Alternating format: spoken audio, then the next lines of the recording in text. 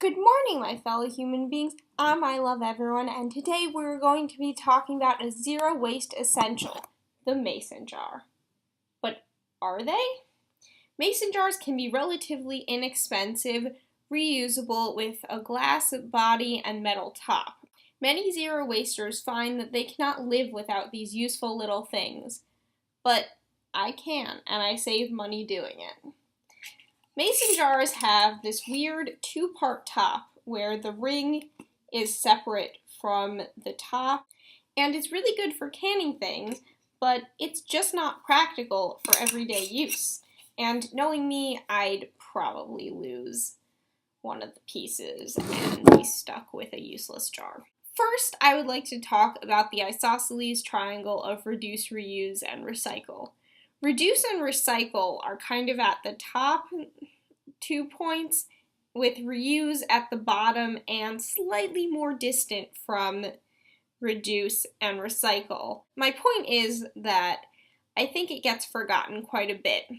As you migrate more and more into the zero waste lifestyle, you may find yourself buying more things packaged in glass. This is perfect because it means you can save the jars, and I will show you how to make them habitable for all of your zero waste needs. Step 1, select your jar. Pick a product that you use frequently so that you can collect a set of jars, but big enough that it will hold your bulk bin items. You can also save smaller jars like jam jars for spices and for certain meals to go, like oatmeal, and marinara sauce jars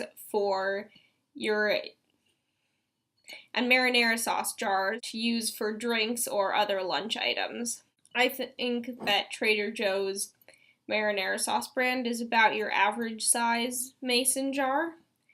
I chose pickle jars because I love pickles, and I'll have a matching set in 6 to 8 weeks. This is the first one. And while you're at it, you should probably finish all the items in your jar before you get started. Step 2. Check if the jar is waterproof. This step will also allow you to rinse the jar. All you have to do is add a little dish soap and fill the jar a quarter of the way to a third of the way with soapy water.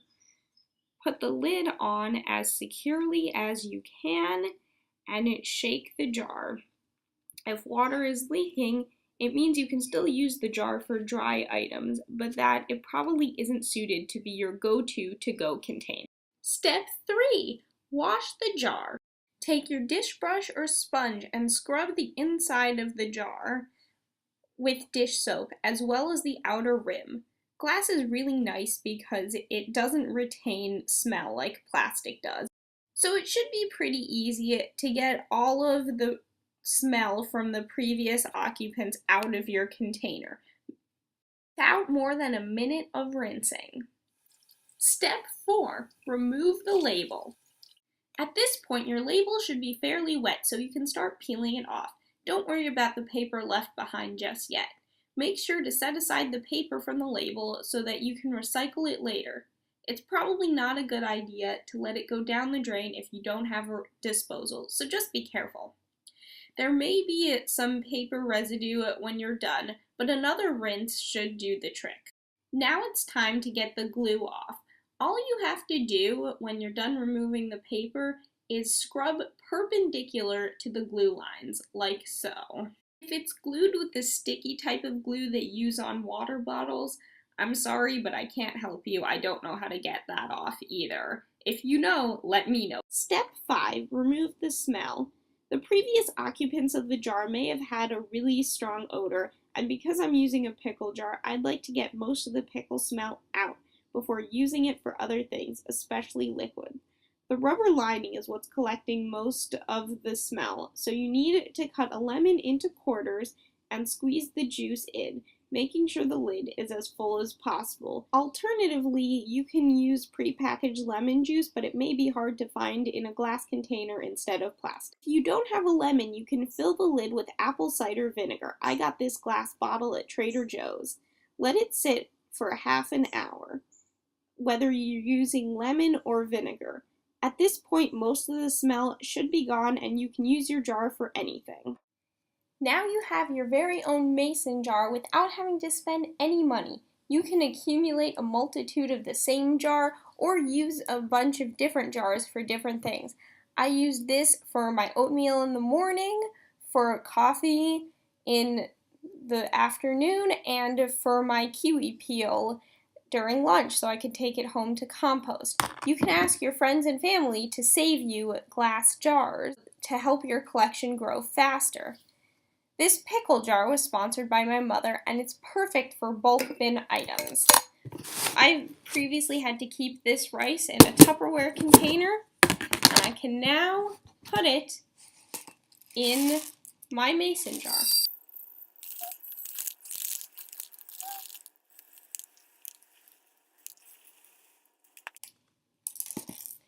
As you can see, perfect fit.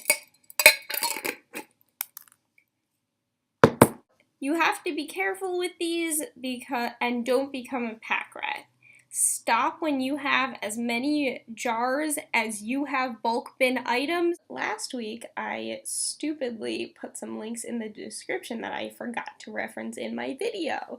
So I'm going to do that this week and put the links in the description again for your viewing pleasure.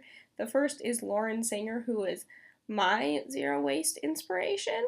And so you should definitely go check her out. She's the first person I saw doing this, and I thought that was really cool. The second is a vlog that explains why you should be zero waste better than I could, but she doesn't have a lot of videos up, and she's already integrated into this lifestyle.